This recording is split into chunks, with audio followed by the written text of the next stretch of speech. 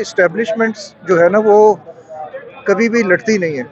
یہ ایک صرف وہ ایک بات اڑائی گئی ہے تاکہ آپس میں جو ہے نا دوری پیدا کی جائے. اسٹیبلشمنٹ جو ہے وہ گورنمنٹ کے انڈر ہوتی ہے. ہاں اس میں کئی دفعہ 99% نہیں لیکن 1% لوگ دوسری طرف بھی جا سکتے ہیں. اس میں کوئی وہ ہارڈ اینڈ فاسٹ رول نہیں. آپ کسی کے اندر کی بات تو نہیں جانتے. اس میں عین ممکن ہے کہ کوئی ہوا بھی ہو، لیکن 3-3.5 سال جو ہے وہ اسٹیبلشمنٹ ساتھ رہی اور ہمیشہ عمران خان صاحب جو ہیں وہ یہی کہتے رہے کہ جی میں اور اسٹیبلشمنٹ ایک پیج پہ.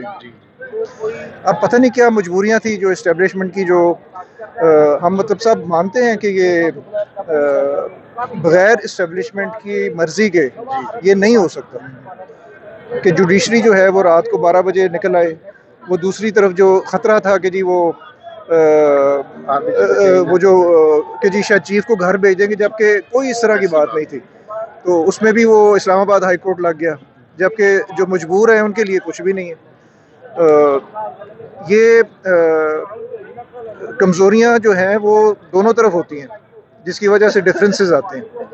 لیکن بہرحال وہ بھی ہماری اسٹیبلشمنٹ بھی ہماری ہے. آپ کیا اور پیغام عمران دینا خان بھی چاہیں گے جو پی ٹی آئی کے کارکنان نے اپنے توپوں کا رخ اسٹیبلشمنٹ کی طرف کر دیا، ان کے لیے آپ کا کیا پیغام ہے؟ اس میں صرف یہ ہوگا کہ ہمارا جو اسٹیبلشمنٹ کا اور عوام کو نا یہ دور کرنے کی سازش ہے.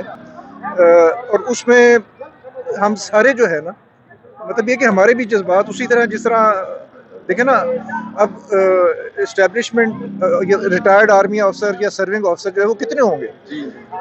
قوم تو 22 کروڑ ہے نا، تو 6-7 لاکھ 8 لاکھ آرمی ہوگی. اور اس میں بھی دیکھیں آپ کہ 99% جو ہے وہ عمران خان کے ساتھ، عمران خان کو سپورٹ کر رہی ہے. آپ یہ دیکھ لیں کہ ابھی کم از کم ہمیں 30-40-50 افسر ابھی ہمیں نظر آئے ادھر پھرتے ہوئے.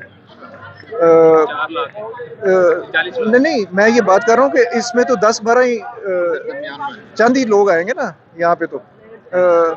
لیکن یہ ہے کہ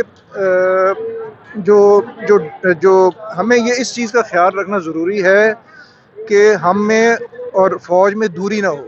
فوج جو ہے وہ پبلک کی سپورٹ کے بغیر زیرو ہے.